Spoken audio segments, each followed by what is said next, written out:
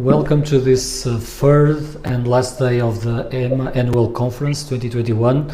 I invite you immediately to continue to use our hashtag EMA 2021 on Twitter, and we will have a great day today, and we will start with this specific session that is Build Back Better, Time to Act, the Burden of Cardiovascular Diseases, that is brought to us by Novartis.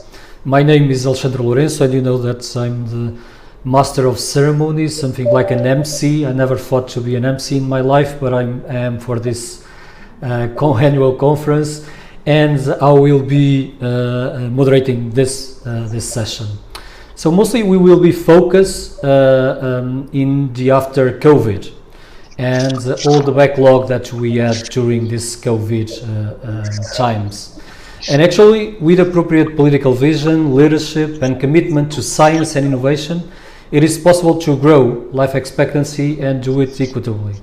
Actually, on the first day, we had a message from the WHO director for the regional office in Europe, and he told us, build back better, and build back fairer. And that's our challenging, actually. So better resilience, better preparedness, better outcomes are big opportunities for all. It is also too important to act on the repercussion of the pandemic on cardiovascular mortality. Morbidity risks will be exponential unless bold actions are taken. We are seeing how a pandemic can turn into a secondary pandemic, not only in cardiovascular diseases, but in a broad of chronic diseases. Health systems need to do better. We really need to stand up to face this new threat to the health of our population. And we need for that a comprehensive European Union policy response to address this increasing burden, in this case, and specifically for cardiovascular diseases. This session will take something like 75 minutes. We have a great panel that you can see in your screens, and you welcome you to put forward your questions on the chat box, on the comments, some remarks, and you are free to do it. And at the end, I will use them and pop it up to the screen for our panelists. I will introduce you to Donata Meroni. She's the head of unit of health promotion and disease prevention funding at DG Santé of the European Commission. I will ask you, how can the EU Health Union package support healthcare systems to build back better and actually also fairer? Donata.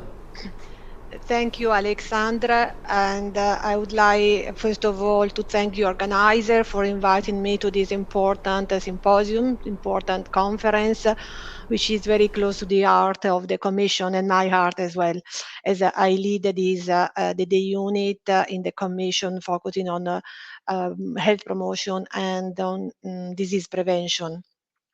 And we focus also on non-communicable diseases. As you know, the European Union has quite limited competencies in public health given by the treaty. National governments are responsible for the organization and delivery of health care.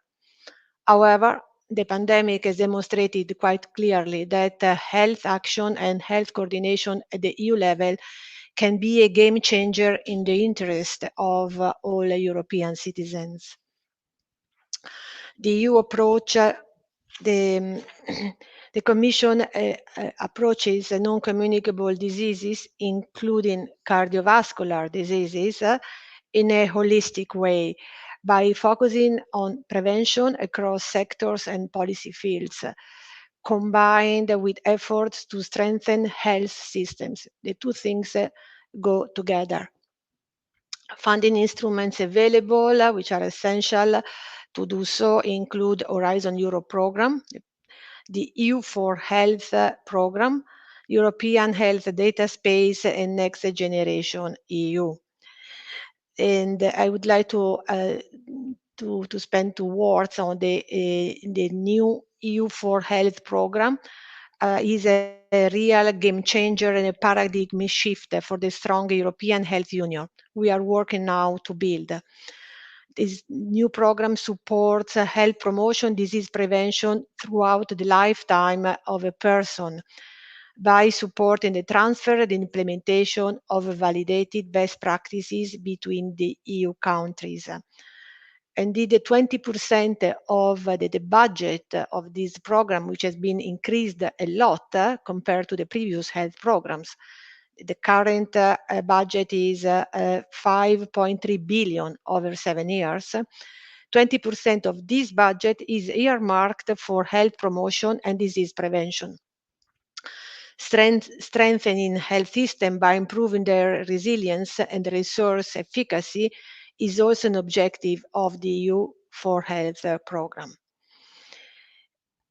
We have another instrument to reduce the burden of the non-communicable diseases, which is the Europe's Beating Cancer Plan, which addresses risk factors and healthy lifestyle as a component on prevention, which will also benefit other major non-communicable diseases, such as the cardiovascular diseases.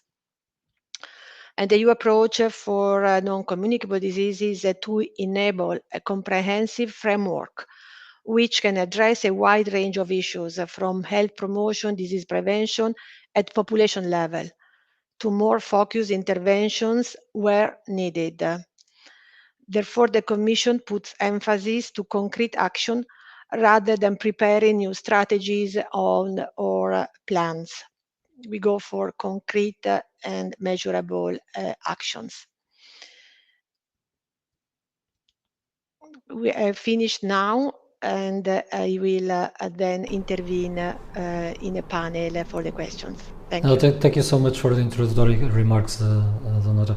I will now introduce you for the opening comment from Dr. Birgit Begger. She's the CEO of the European Heart Network. Dr. Birgit.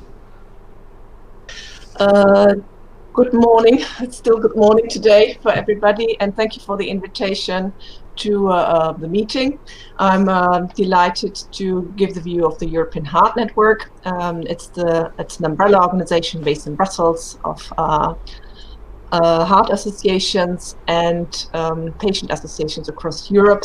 So we strongly welcome the initiatives taken by the European Union and the European Commission for the EU4Health program.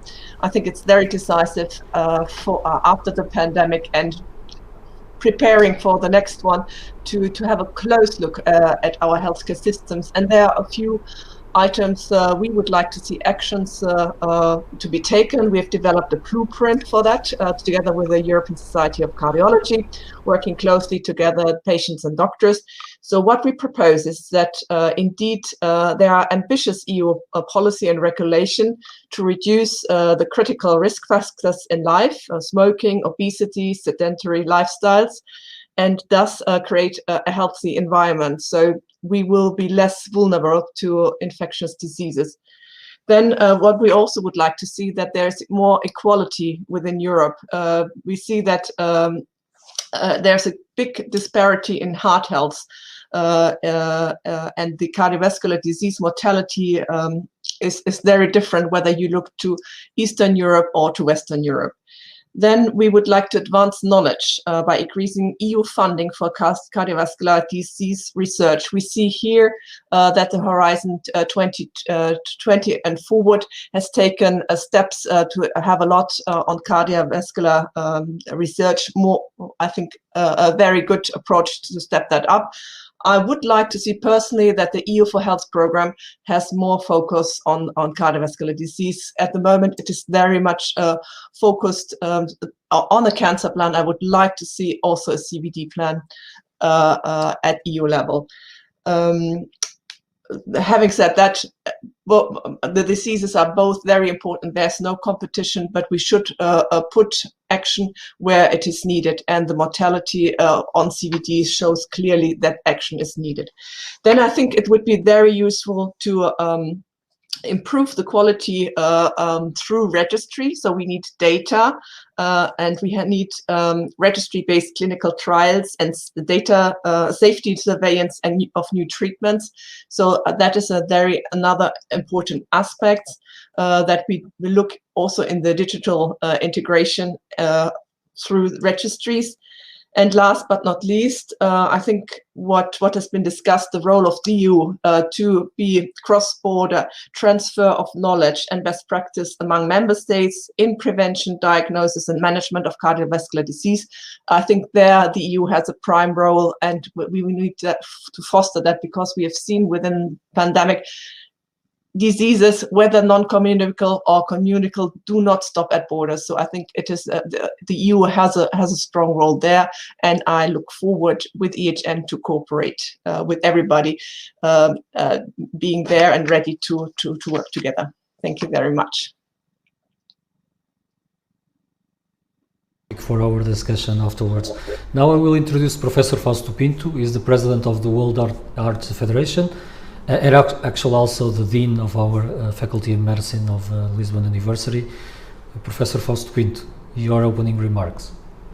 Well, thank you so much, first of all, for the invitation to be here. It's a really important gathering, and it's important that we discuss these issues, and it's very clear today the relevance of working together and providing recommendations, and providing also some sort of information that can help then the decision makers to take the right decisions.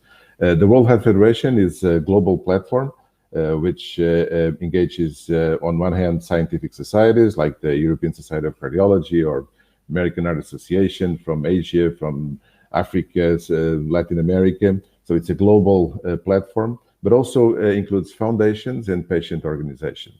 We are the official link with WHO for cardiovascular issues, and we very much engaged with WHO and aligned with WHO regarding the current strategy. We support very much the resolution that was just passed at the 74th World Health meeting that just happened in May.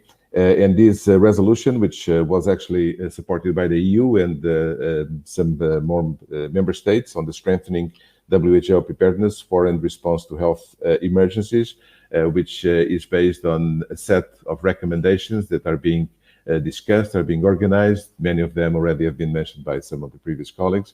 But most of all, WHF is very much committed to this strategy in terms of some specific recommendations. One very relevant, which is related with the emergency response in terms of support for the healthcare force, in terms of gender equity, proper support for protection for health professionals, develop health systems, support strong primary care with the multidisciplinary approach and multidisciplinary teams. We also very much, in terms of the current situation, vaccine equity. And one of the important aspects is that we have seen that most of the disparities that we observed were related actually with the conditions of the population. And there was very clear that in the low and middle income countries, or even within the same country, on one hand, the education and the resources of the population were an important risk factor for the development of complications. So to tackle this is certainly very relevant. And then in the emergency preparedness, to have focus on tools such as telemedicine, such as self-monitoring, patient creation and involvement in the decisions. And one important aspect, which is equity and access to care. As we all know, it's one of the big goals of WHO, the universal health coverage. And there is a whole strategy that is set to reach the goal of SDG for 2030, which is a reduction of at least 1/3 in premature mortality in 2030, and cardiovascular diseases being still the #1 cause of death globally. It certainly should be one of the areas to be strongly supported. We also very much promoting the increase in support for research in the cardiovascular field. It's essential that we move forward in terms of supporting research in what is the #1 cause of mortality and morbidity at the global level. And in a way, our goal is to highlight the relevance to invest in NCDs as a whole, but in particular in cardiovascular diseases, because it's clear, and this pandemic showed very, very clear that the fact that we still have a lot of issues and a lot of problems in prevention of NCDs and prevention of cardiovascular diseases, these also had a major impact on the consequences and the impact of the pandemic. Let's keep in mind that the more fragile populations in terms of cardiovascular diseases, they were that population was the one that was more severely hit, not only because they would be more easily infected, but because they developed more complications. And then they, in a way, they were neglected because of the fact that the whole impact of having to deal with the pandemic, it basically created conditions that went into a direction that patients with, of course, many other conditions, but particularly with cardiovascular diseases, they had to be postponed even for emergency procedures, which had a major impact that we know today, and we have data for that had a major impact in terms of excess mortality, not only due to directly to the COVID pandemic, but also due to what we can call collateral damage related with the pandemic. So put it in a nutshell, very much aligned with WHO, aligned with other organizations, particularly with our member organizations. European Heart Network is another of our members, and being a global platform, I used to call WHF as the UN for cardiovascular issues. We're very much siding with our members to promote what is now being prepared in a very, I would say, in a very consistent way, but then we have to be very concrete, this preparedness for the future, so we can be ready and we can have better results for our populations. So these are my initial comments, and then I'll be happy to have more discussion in a few minutes. Thank you so much. No, thank you, Professor Fausto Pinto, for those insights and the relevance of the work of the World Heart Federation. Let me now introduce you Dr. Janneke van der Kamp. She's the Regional Europe Head at Novartis. It is a pleasure to have you, Janneke. Please. Thank you very much. Great pleasure to be here. And I also wanted to start with a thank you to our participants, especially those of you who have been actively involved in managing the pandemic in your countries, in your hospitals. Thank you very much for everything that you've been doing over the past years, and of course still continuing. And maybe to build on what the previous speakers have talked about, I see kind of the 3 C's as the most pressing issues in our healthcare system. COVID, obviously, cancer, already mentioned with the EU Cancer Plan as a strong signal of prioritization of the importance of treating cancer properly. And then, of course, the topic of today, cardiovascular disease, as Professor Pinto just mentioned, still by far the biggest killer in the world, and also the biggest killer in Europe, a bigger killer than all cancers combined. And in my view, not as properly addressed yet, maybe, as the other 2 C's that we just talked about. And I think that was also what Birgit Berger just mentioned, right? We need more prioritization for cardiovascular disease prevention, especially also because it is so linked to everything else. Those 3 C's are not disconnected, as Professor Pinto just so eloquently also made the connection between the 2. I think the big issue in cardiovascular disease is that we have somehow a bit of a bottleneck situation. If you think of, for example, a train where you have a lot of capacity in the train, you have a lot of people who want to get into the train on the platform, but you have this door, this bottleneck that they have to get through to reach that capacity. I see a little bit of a similar situation in cardiovascular disease prevention. We know what to do. We have a lot of tools available, a lot of interventions, a lot of therapy.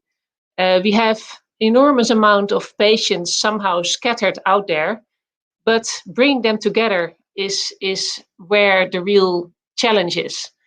So the good news is, it is possible. We have tools. We know where the patients are.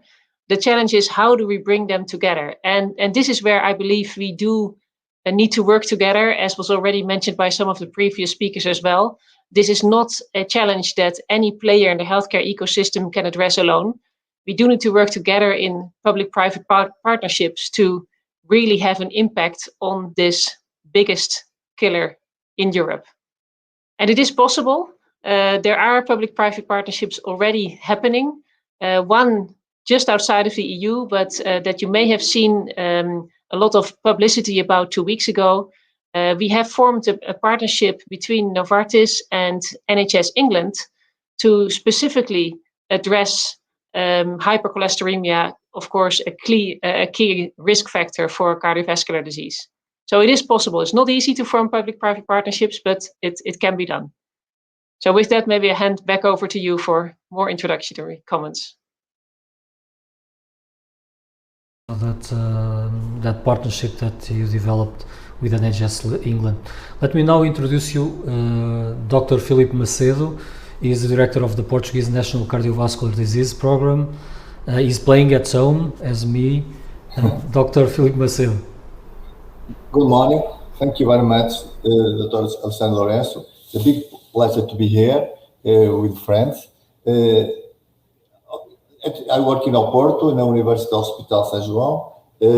I have at this moment, as I tell you, I'm the director of program of cardiovascular disease in Portugal. I have 4 slides. If you can please ask to Frederic if you can help me to put the 4 slides to begin my overview. So what I think is very important in this meeting of cardiovascular disease, in my personal view. As the people tell before me, cardiology in recent years has been one of the areas of medical knowledge that has a remarkable evolution. Every people know this and agree with me. It was contribute to better organization of medical care, better prevention, faster diagnosis, and appropriate intervention. Next slide, please. One thing very important, and this happened in Europe and of course in Portugal, is the demographic evaluation in Portugal in the recent past is caused by gradual increases of senior age groups and the reduction of age of young population. This is a big problem. I think we can talk in this round table about this because this is really a big problem. As you know, the problems of the people is there are no young people and very old people.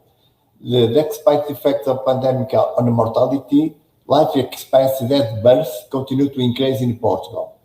In this 2018, 2022, 20, the period now the age is 41 in the men and 63.67 for the women.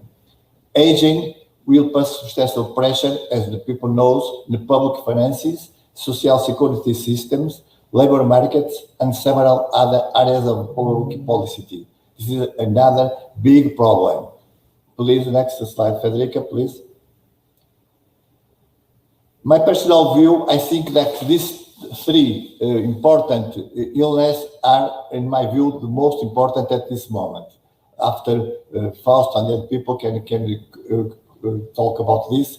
It's the most cardiovascular important illness is heart failure. Heart failure in Europe is a big problem. The hospital are the beds with many people with heart failure. It's a public problem in the illness of the people. Another big problem is the degenerative valve disease, and the aortic valve disease of aged people is another big problem. And of course, the coronary disease that then disappear. But at this moment, for me, the public people in this field of medicine must think in these 3 important illnesses. Next slide, please. One thing very important, in my view, also is the gradual decrease in mortality resulting from the coronary heart disease. This is very important. For one side, should be as a result of organized campaigns and adequate treatment, namely treatment of percutaneous intervention. This is very important.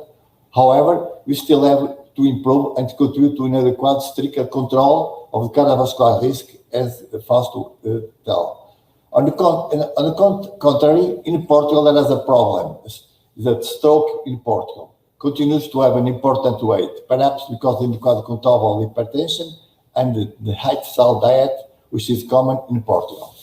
And please, the next slide, and finish. The big problem always, costs and future. costs are growing problem. Structural intervention, atrial fibrillation, advanced heart failure, device, ventricular assist and times, and important rights in national heart systems. This is the problem of the costs of medicine.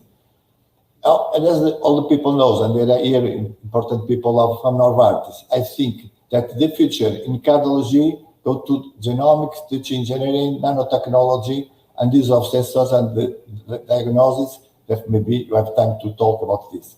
Thank you very much for this for helping me. These 4 or 5 slides is introduction or my views over this the cardiovascular disease in Portugal. Of course, that if the people talks about this moment of the COVID period, as the people like me, like Faust, that work in big hospitals every day, do 2 or 3 priorities. One is the recovery of waiting lists. Another is I agree, and I think the telemedicine stay. What I think about this. The first consultation maybe of course presential. The subsequent consultations maybe also in telemedicine. But every day the normal life of the hospital, I think that I see in my hospital and also in Santa Maria, of course, the normal life of the doctors and the patients at this moment is a reality. For finally to what I think that is very, very important priorities in Portugal is combat the literacy. The literacy is very, very important to diffusion the literacy and to tell to the people how important is the prevention of cardiovascular disease, and of course literacy can help these things, and to encourage the people that are in Portugal very well organized the ring roads. And one interesting thing, the people when is for example a cardiovascular disease, sim coronary acute, doesn't ask immediately the ring roads. They go to the hospital by own with the family or something else. And it's very important to tell to the people that if the ring roads can help the people to go immediately to the emergency room and to treat the patient the best way. And of course, this is important to diffuse and also to explain to the people what is the big beneficial of the people go to the hospital immediately and with the emergency room with the green roads. And I think at this moment I stay here, and after, of course, I have time to, if you want something else. Thank you very much, Dr. Alexandre Lourenço. Thank you, Dr. Filipe Macedo. Let me just go back to the record message from the Honorable Maria da Graça Carvalho. As I told you previously, she's the member of the European. She's a member of the European Parliament from Portugal, and she is also the co-chair of the ART group.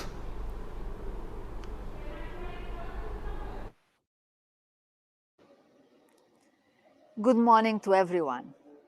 As member of the European Parliament and co-chair of the MEP Heart Group, I would like to thank the European Health Management Association and Novartis for the invitation to speak today in this session focused on the best approach to have in the European Union to tackle the burden of cardiovascular diseases. In recent decades, the progress made to improve cardiovascular care and reduce mortality has been significant and promising for the future. At the same time, the cardiovascular disease remaining the leading cause of death in the world and in the European Union. So we must act and act now. We need more research. We need more innovation on biomedical technologies and solutions. And we need more investments and a stronger agenda to tackle these issues. We need to improve our cooperation on data and on scientific research in health within the European Union initiatives, between the member states, and certainly with the rest of the world. I have been praising for a stronger policy engagement at European level since I was rapporteur of Horizon 2020.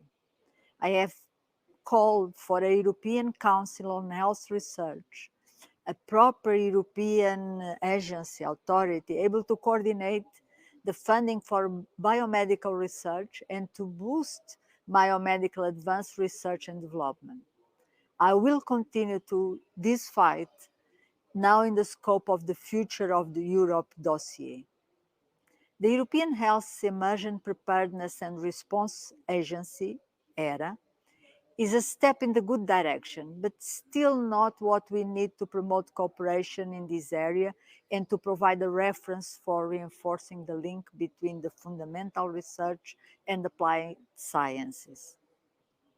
I want to stress how the model of public and private partnership of Horizon Europe can contribute also to help in that sense. 2 of the 11 public-private partnerships that will be operational soon are about health. I was rapporteur of all these partnerships. And the 2 about health, one is called the Innovative Health Initiative, and it is the successor of the Innovative Medicines Initiative and addresses the prevention, diagnosis, treatment, and management of diseases affecting the European Union population, such as the cardiovascular diseases, cancer, and diabetes. The other one is on global health and is the successor of the partnerships on AIDS, malaria, and tuberculosis. It is focused to deliver solutions on reducing the burden of infection diseases, but also poverty-related and neglect diseases that are prevalent in Africa. We need to develop common strategies, and these partnerships could be a very important tool to this end. They shall not be seen as isolation. They can pool resources and stakeholders. They can be the center of other initiatives and can agglomerate critical mass and attract other types of investments and international actors. The European Alliance for Cardiovascular Health that was recently initiated is an example of cross-border initiative that could benefit from the synergies in these partnerships and be stronger in asking the Union to develop a comprehensive plan on cardiovascular diseases. This is important, especially during this pandemic period in which COVID-19 has exacerbated the cardiovascular disease impact due to the damage that it does to the cardiovascular system. Investing in cardiovascular disease research is low in comparison with the burden of these diseases, and innovation in cardiovascular medicine lags behind other clinical areas. The Union should act now more than ever to accelerate research and innovation efforts to tackle these diseases. You can count on my support to increase the political attention towards these needs, but count on the whole MEP Art Group in the European Parliament to develop ideas, deepen reciprocal knowledge, and establish a forum to brainstorm of the policy developments that are necessary in the years to come. In certain way, we are your parliamentary special committee. I wish you a fruitful debate, and I thank you again for inviting me today. Thank you very much.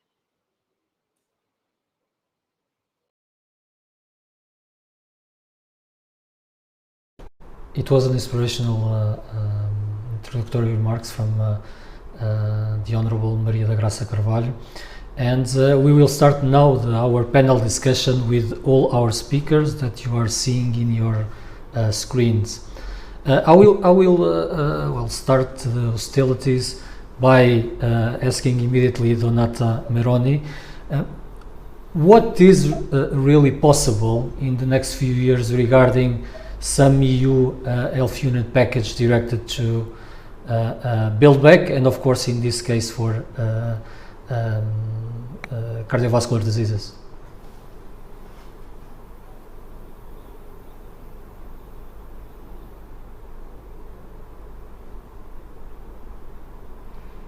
Dr. Donata, I don't know if you are muted.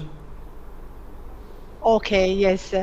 You know that you don't have any session like this with someone that is not muted. Okay. The Commission is building a strong European health union in which all EU countries are better prepared and responded together as a union to health crisis, and in which medical supplies are made available, as it was for vaccines, affordable, innovative, and countries work together to improve prevention, treatment, and aftercare. This European health union will better protect the health of our citizens. This is the aim, and they keep the EU and the member states to better prevent and address future pandemics, improve resilience and health systems. The main action taken by the Commission to build this EU Health Union are to reinforce the institutions dealing with preparedness, such as the European Centre for Disease Prevention and Control, so-called ECDC, and the European Medicine Agency. And just yesterday, a new brand organization has been established, the HERA, the Health Emergency Response Authority. This HERA is an important new element that was missing in the EU to support a better level preparedness and response to cross-border health threats. And moreover, the existing legal framework, because we are based as well on a legal framework for serious cross-border health threats, will be revamped, to take stock of the lesson learned from the pandemic and to be always better prepared. Indeed, the pandemic has shown us that the health systems need to be better prepared for the next crisis.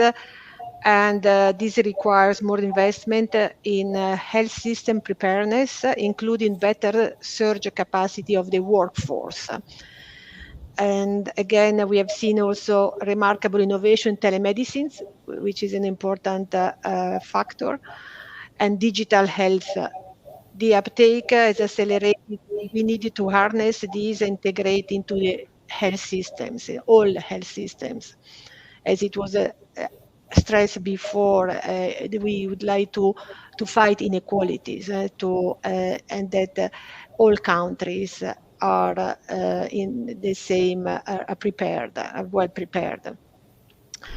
The Health Union can help this process by improving data collection, surveillance of diseases and outcomes, in the end, enabling better coordination, collaboration between and within EU countries.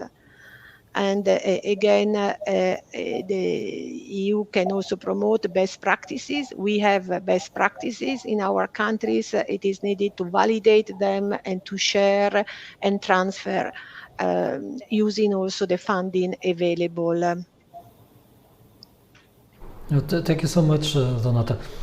What we believe is actually, and I will start to ask Professor Fausto Pinto. We had the terrible problem during this last 2 years, that is to sustain essential services.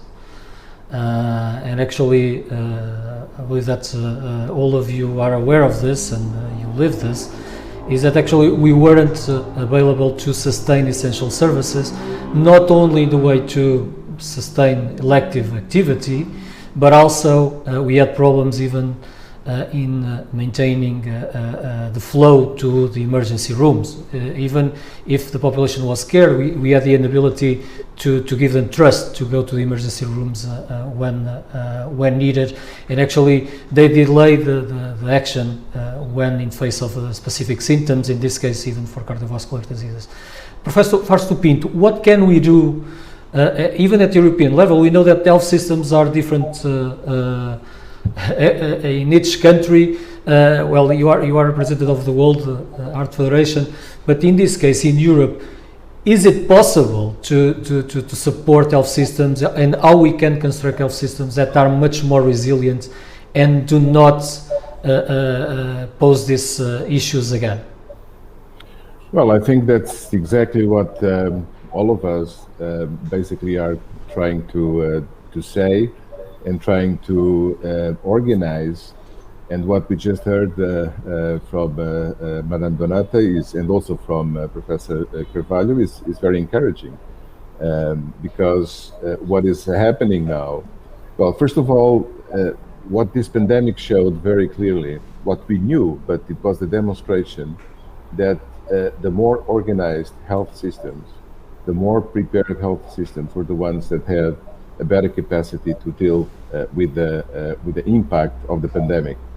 But there was a second element, and that element had to do also with the way in each country, and even in the EU, we had slightly differences among the countries, and we had differences with other parts of the world, that there was not only the fact that we had organized health systems that we had better results. It was also dependent on what were the decisions by the decision makers, by the governments, that also had an impact on the results. And I'm not going to say any country, of course, but we all know that some countries, even well-organized countries, had not the best results because of some political decisions that maybe they were not the most appropriate in terms of what should be the reaction to a situation like this.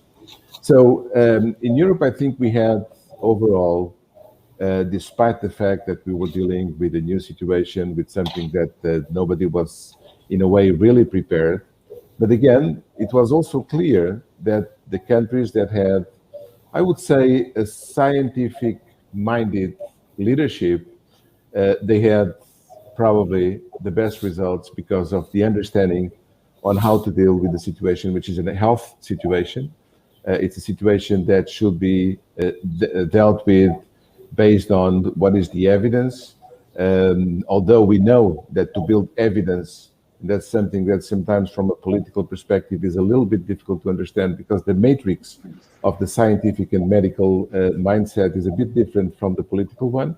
And sometimes there was, and we still see that, a mismatch between what the science is showing, what the medical science is demonstrating, what the build-up of this evidence is showing, and sometimes the political decisions that are taken.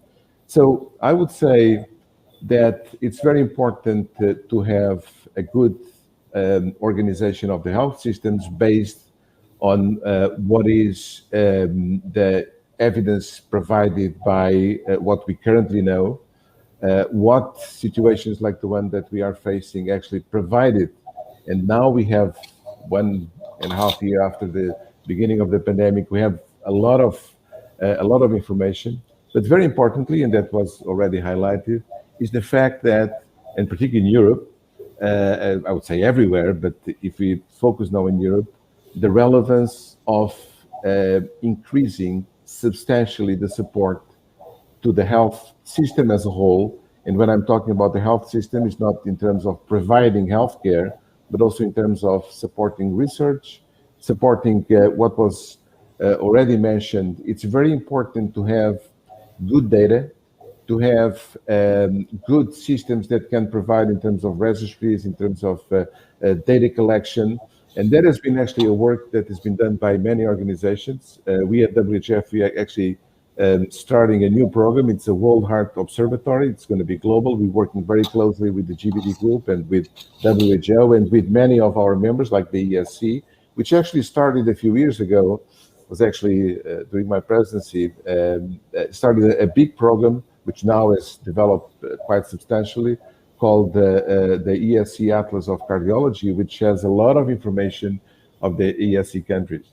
So this type of support to initiatives like this one are essential, so we can have the data that then should help, again, to shape the policies that will be implemented. It's what we can call translate science into policy, which, by the way, is one of the goals of WHF. This mindset sometimes is difficult to match between the medical community, scientific community, and the decision makers. And that's where people like Professor Carvalho and the MEP group, the Heart Group, is so important, because they have a scientific background. They understand all these concepts, and they can translate these into real action. And just to finalize, one of the big issues that we face now is actually also the fact that we have already a lot of instruments, and that was actually mentioned, I think was Yannick that said that.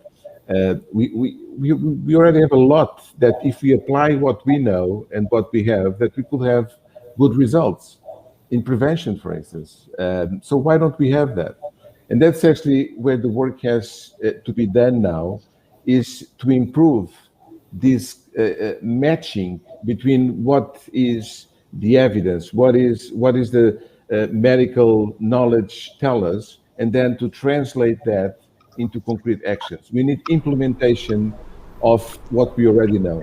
Eurostat showed just a couple of years ago that if we would apply in Europe just what we know today, no need for more new things, new innovation or new drugs or new devices.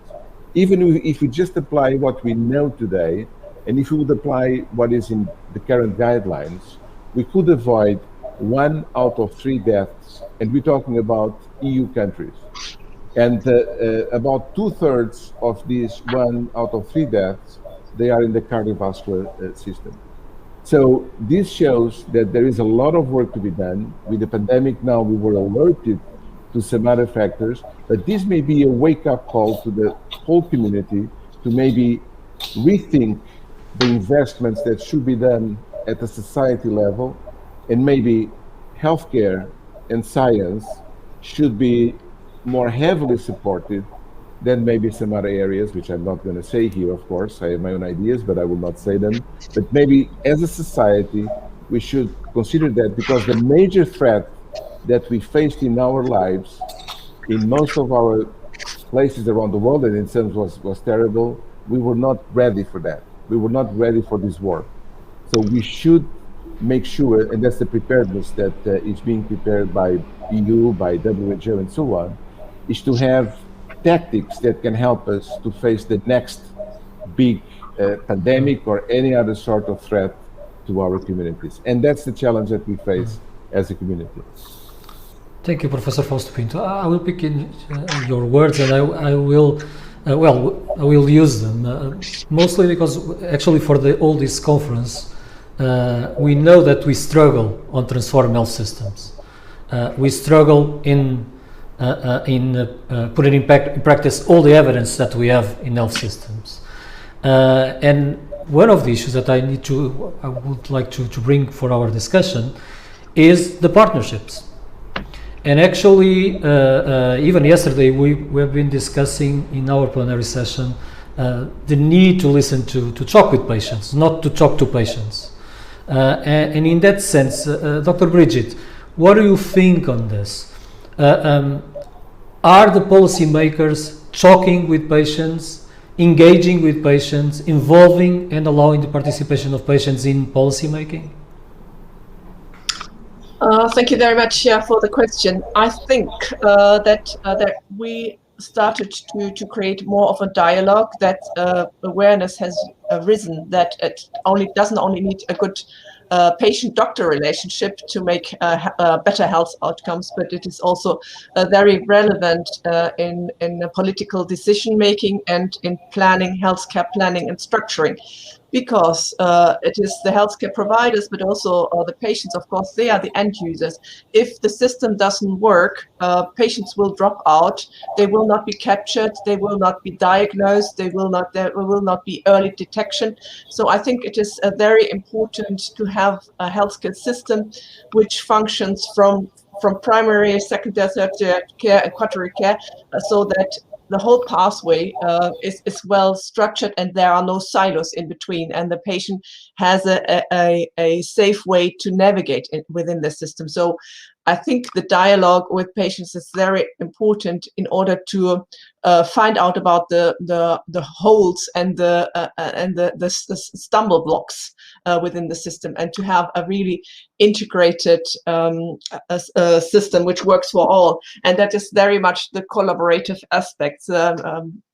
MEP Carvalho already mentioned it. It's only for the next week, when there will be the World Heart Day on the 29th of September, that the European Alliance for Cardiovascular Health will be launched. But I think this is a very important coming together of European associations in the heart field, in cardiovascular disease, coming from stroke, bringing together trade associations like FPR, like COSIR, like MedTech Europe, the Europe Cardiology, European Heart Network, of course, but also patient organizations in stroke and FH, so specific diseases which need attention. And I think with this network, we'll do a step up, let's say, action and understanding, which is very important in order how to make the healthcare system work. And I think a bit of a similar aspect, because this is, let's say, from the political side, from the associations working, but I think on the political side, we would need this as well. And in the EU CVD blueprint for action on cardiovascular health, which I've mentioned before, which EHN developed together with ESC, there we also mentioned that at political level, we would like to see a joint action of member states initiated by the European Commission in cardiovascular health in order to diagnose and detect patients with a high risk of developing CVD, and so that they have a better diagnosis, treatment and management. And this joint actions, they exist already a long time as an instrument. So we have seen it for e-health, for the health workforce, for cancer, there was a joint action. Maybe this is an idea to have also at a political level a consultation between the member states working specifically on CVD. That is an idea where we can see collaboration also not only in the private but also on the political level. It would be very worthwhile to do. And if we were bring all these forces together, I think we can make a shift, and that what we are looking for. And as Professor Pinto said, the COVID has just been a push-up, an accelerator to make us aware how weak our healthcare systems and how important it is to have a strong primary care system, also to catch people, so they don't miss consultations and thus have further damage or worse health outcome because they were not detected and were not screened. So I think that is something we. Now I believe that we lost you. Let me continue this discussion about the partnerships, but let me also ask our participants, the delegates, to use the chat box to put some questions to our panel. And let me go to Janneke. Well, these partnerships, and we know that we face a fragmented system. We know that most of the times policy making is also fragmented as our system. What do you think about this need to engage all partners, including, of course, the pharma sector that you represent? What are the kind of partnerships that we can develop? I know that you developed recently this partnership with NHS England. Can you talk a little bit about it? How can we use that experience on the benefits of that partnership, and if it is possible to use it in other countries across Europe? Yeah, thank you, and definitely agree with the previous speakers that we need to bring, as Professor Pinto said, right, all the solutions that we have and all the patients that are scattered out there, we need to bring them together, and we can only do that through partnerships, as it is not an easy task. Patients are scattered all over the place, solutions are there, but bringing them together is not easy. And indeed, with the NHS England, as you may have seen, there's been quite a bit of press 2 weeks ago when we launched a public-private partnership between Novartis and NHS England. And I'll tell you a bit about how that came about. Already pre-COVID, a couple of years ago, NHS England identified cardiovascular disease as a top priority. like we've just all discussed now, they saw the same things. This is the biggest killer in England, and we know it can be addressed, but for some reason it's not properly addressed today. So it was a top political priority. At the same time, we had this innovative treatment in development, which has in the meantime been approved, that addresses one of the risk factors, cholesterol. It basically cuts LDL cholesterol in half, and does so in a very convenient way because it's a twice-a-year injection. So you could envisage like a vaccination approach. And we started discussing with the NHS about their objective and how potentially this innovative treatment, together with all the other elements that we already know and that already existed, could lead to a much more significant impact on cardiovascular disease than was traditionally the case. So we started by forming a joint objective. We said we want to treat 300,000 high-risk patients in 3 years. With that, we want to prevent 30,000 deaths and 55,000 strokes and MIs. We calculated that that could be done if we select together the 300,000 patients at most risk of another cardiovascular event. This was secondary prevention, another cardiovascular event. The ones that are already treated with other cholesterol-lowering drugs like statins, but are still uncontrolled. How can we bring this innovative treatment to these high-risk patients in a much more efficient way, and also in a cost-effective way, and much faster than if we just would let this run its normal course? So we work together on incentives for primary care to actually do this, on an algorithm to identify these high-risk patients, on supply chain, logistics. So we work together on all these elements that normally form the bottlenecks to get the right patients to the right interventions. And we've just launched that program now 2 weeks ago. And I truly believe that these types of approaches are very possible also in other healthcare systems. Of course, the NHS is very centralized and not all healthcare systems in Europe are the same. But if we have the willingness and the trust, I mean, if we can find joint objectives and a win-win proposition for all involved parties, it is definitely possible, in my view, to work together and really have an impact on cardiovascular mortality, but also on equality. It was already mentioned before. There is a key focus in this particular program also in equality, in addressing populations that are normally lost to the system, that are maybe not well educated or not well reached. It's very strong focus. And also, of course, free up hospital capacity, right? If we keep those patients out of hospital, do better prevention in primary care, we can prevent hospitals from being out of capacity for this reason as well. So it's definitely possible, and I would highly encourage, as the previous speakers have done as well, for all parties in the healthcare ecosystems, whatever they look like across Europe, to get together and see if we can form these types of partnerships to really have a significant impact on a disease that we can have an impact on, because the technology is available. Thank you so much, Janneke, and it's so relevant to know that we can evolve in our relationships, even with the pharma sector, in this kind of public-private partnerships where we can have common goals and objectives.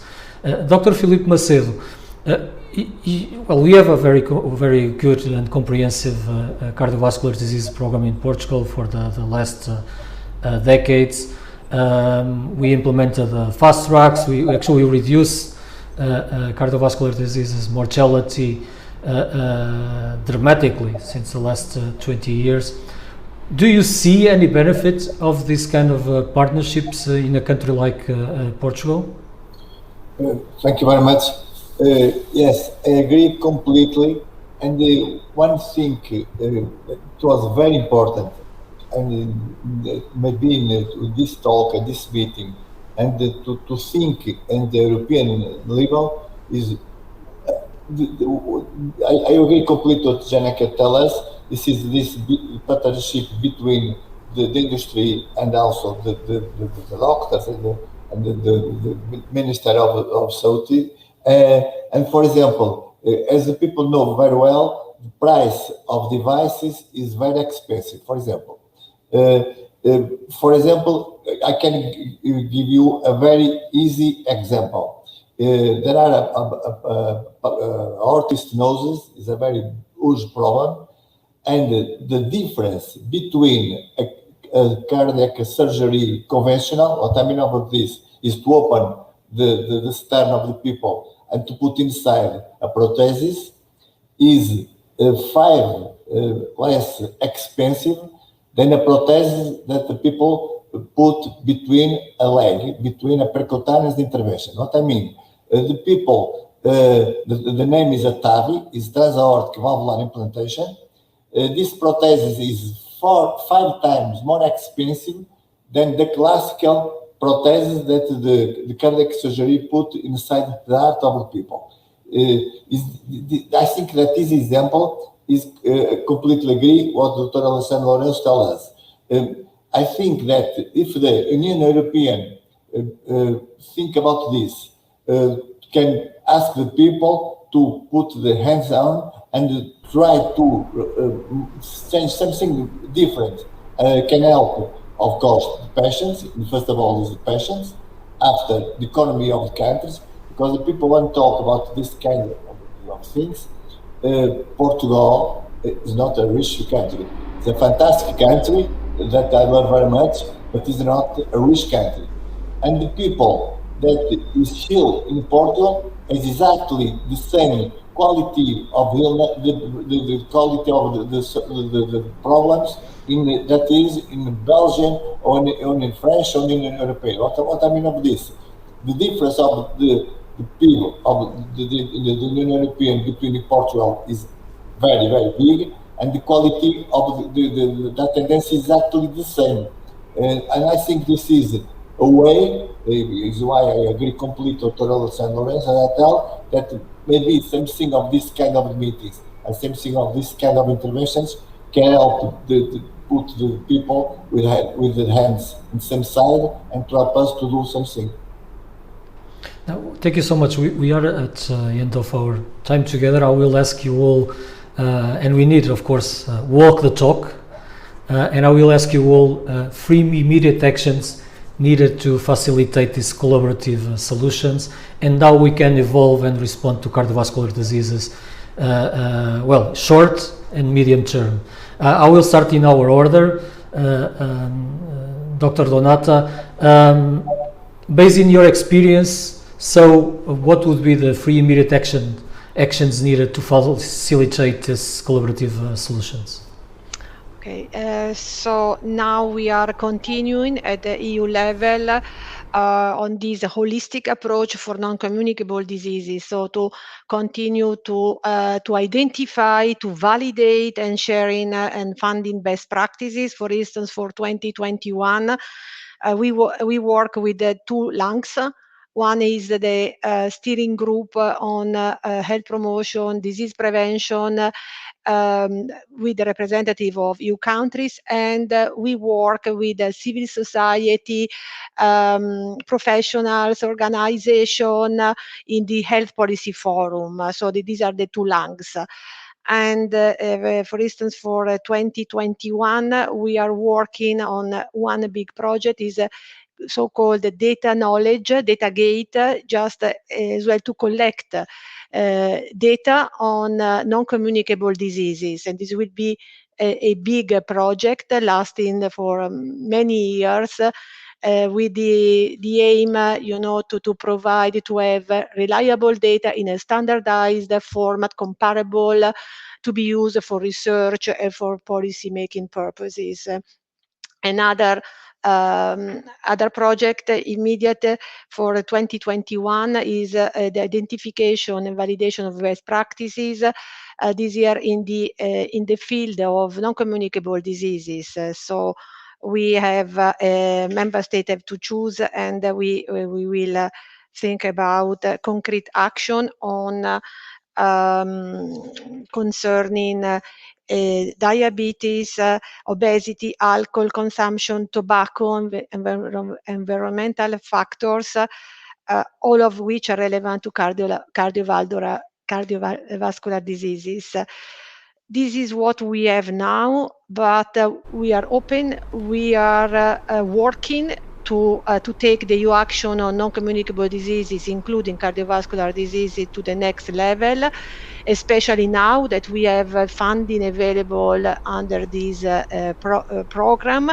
We are listening to all stakeholders, ready to engage, improve health in the interest of EU citizens. Thank you so much for your work. I believe that the European Commission is taking such a huge steps when compared on health, when compared with the past. That it is amazing. So congratulations for all your efforts, and I believe from everyone in the panel, we are really happy with this transformation and this focus that you are getting now on health. And I believe also you that are an advocate for this for this area. I believe that we don't have Birgit. She's having some problems with her network. I will go to Professor Fausto Pinto. What would be, in your experience, the 3 immediate actions to facilitate this transformation, these collaborative solutions? Well, first of all, we have to continue to invest increasing the awareness on cardiovascular diseases, on promoting healthy lifestyles and promoting cardiovascular health, not only disease, but also promoting health, and that's very important. We're going to have the World Heart Day, which is an initiative of the World Heart Federation.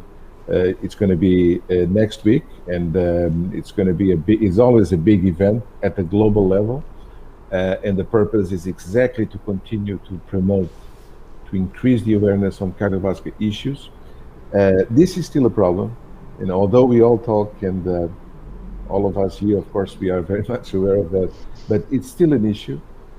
We don't have an initiative at the level, for instance, of cancer, which is important, of course, and nobody says the opposite, but we don't have the same level of support for cardiovascular issues that exist, for instance, for cancer. There was actually some work done by the European Society of Cardiology a few years ago that showed that the public investment for research in cancer was about 5 to 6-fold higher than for cardiovascular issues. Although cardiovascular diseases continue to be the #1 killer in the world, and particularly in Europe. So this is, I would say, it's going to be an ongoing issue, and it's going to be something that we can never stop. But it's still important to have that, and initiatives like many that were described here. Next week, there's going to be a big, I'm sure, a lot of initiatives around the world to, again, increase this awareness. And then I think it's very important, this partnership, this collaboration. Just a word on partnerships, it's essential. It's a shame that we don't take advantage of the huge work that has been done, for instance, by either pharmaceutical or device companies, and to use that to the benefit of the population at a much higher. Of course, a lot has been done, and this initiative of Novartis with NHS is fantastic, but much more can be done. And this is important for the governments and for the politicians, because in some cases they have to overcome some prejudice that sometimes still exists against this type of partnerships. But it's essential. It's basically using what we have and translate that into the good of the populations. So that's something that we should also be doing in a much stronger way. And there is, I would say, availability and disposition from many people, many companies, many stakeholders to move in that direction. But we need to have the support from the political side. Nothing happens if there is no major involvement from the ones who are going to take the decisions, and those are the governments, those are the decision makers. And that's why it's essential to have people like Dr. Donata and Professor Carvalho, who can have a strong say in that, influencing the governments to take those decisions. And then the alignment of all the different stakeholders, from the scientific community, foundations, patient organizations, also a word on patients. It's essential to involve patient organizations in a good way, in the right way, as for all the other organizations. And there is a very simple reason, because at the end, sooner or later, all of us will be patients, hopefully later, but all of us, all the population. And that also is a pressure to the governments, to the decision makers. And that's why it's so essential to involve patient organizations, because at the end, they are the target also. We are the target, because all of us are potential patients of the decisions. And this is something which in Europe now is moving, and a lot has been done. It's still a little bit unequal, but it's something that I know European Heart Network, ESC, and other organizations are pushing in that direction.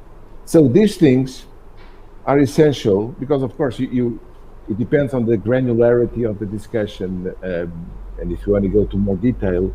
But I think in general terms, this is very important. If we do this, then I'm sure that we can accomplish much more for the good of all of us, because at the end we want the best for our populations, healthy populations, and if we are sick, we want to have proper health systems that can take care of that in a proper way.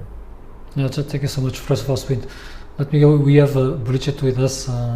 We had some technical problems, but I will ask you the same question. So based on your experience, what are the 3 immediate actions needed to facilitate collaborative solutions? Oh, we lost you again.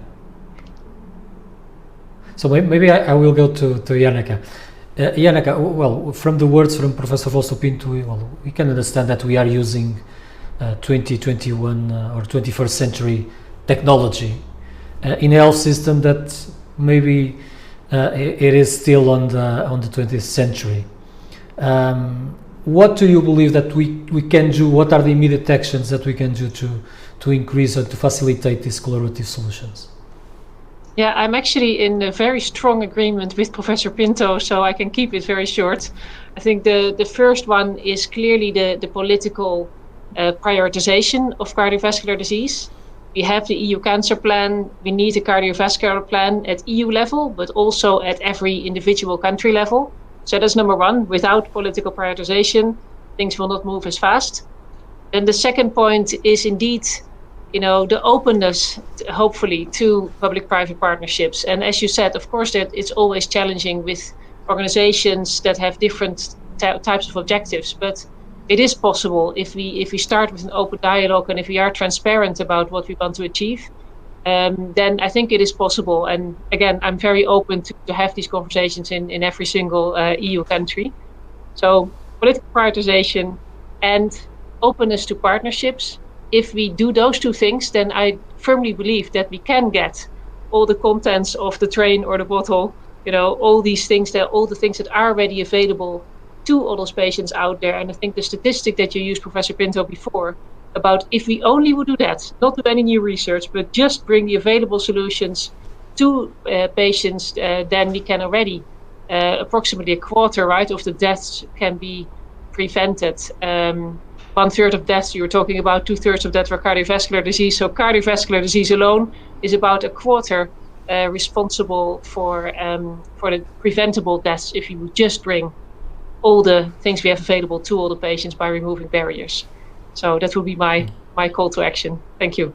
Thank you so much, Janneke. Dr. Filipe Macedo, translating this to Portugal. And very briefly, we are at the end of our time. What would you say? Yeah, thank you very much. Very briefly, I think that you must think in the old people. As you know very well, we have a lot of old people, not only in the health system, but also in the cities. The Union European now is talking about this, is the quality of way of life and the way that the old people live in the cities. And this is very important, this partnership between the cities and also the health system. Then the next thing, I think, very, very important priority in my view, is combat literacy, is fundamental, is to combat literacy. And what engage in this combat literacy is also the diffusion, very well, the cardiovascular disease and the prevention of cardiovascular disease. I think that all people, literacy and prevention of cardiovascular disease in my own view, I think is the three priority at this moment. And thank you very much again. Thank you, Dr. Philippe. Let me try just Bridget for some final words.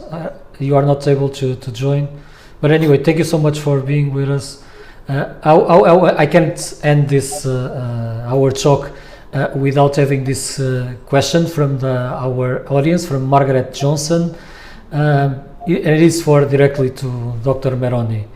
Do you think there will be an opportunity for the EU Commission to develop a program like the Cancer Plan, but with a focus on cardiovascular diseases? As I said, at the moment, the Commission is taking a holistic approach, because you can imagine that there are a lot of diseases and non-communicable diseases. I can mention respiratory diseases, diabetes, kidney diseases, and every association is advocating for having the same cancer plan. So we are a bit victim of our success, because the cancer plan was really a flagship. It's a flagship of this commission, and this is quite unique. We are working on it, as I said. At the moment, this is a holistic approach, and we are working on implementing these best practices that can affect different non-communicable diseases. For instance, this year we will have 2 on healthy lifestyles, which are a prerogative for all, also for cardiovascular diseases. However, I take note that is for me the participation in this symposium has been really important, and I'm quite a new head of unit, but okay, we build on the work done, and I cannot promise anything, but really I'm listening and taking notes, and we are working, as I said, to take the action on also cardiovascular disease on the next level. And yes, so I cannot say more, but I think that there will be interesting development in the near future. No, thank you so much. But don't forget that the highest mortality is cardiovascular diseases. Yes, so we know very well that is 80% of the preventable diseases, and yes. So, but thank you so much, and even politically, you have a commitment here.